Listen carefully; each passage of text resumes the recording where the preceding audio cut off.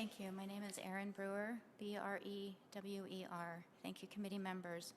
I'm a former trans kid. I started to identify as a boy in first grade after a brutal sexual assault. I have no doubt that if I had had the option to take puberty blockers and cross-sex hormones, I would have done everything I could to obtain them, including threatening suicide.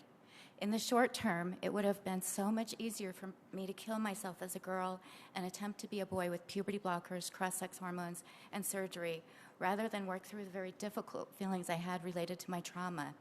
Initially, I probably would have felt better.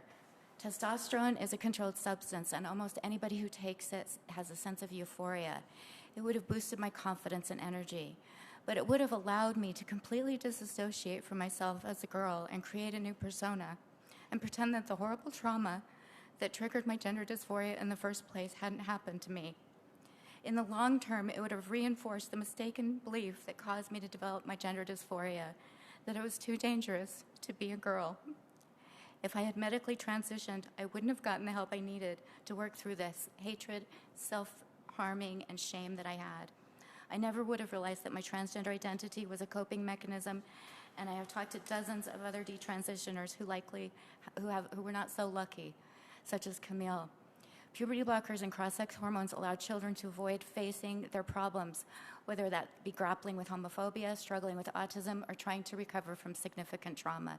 It is our job as adults to give children the message that no matter how intense or difficult their feelings are, that they can work through them without dissociating from themselves to become a different person and irreversibly harming themselves in the process. We know that encouraging children to run away from their pain and struggles is not a good solution, even if it makes them feel better in the short term.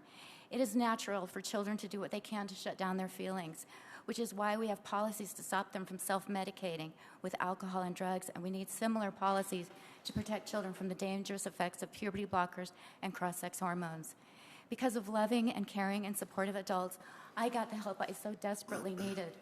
I urge this committee to provide the children of Montana who are struggling with gender dysphoria the same gift that I got.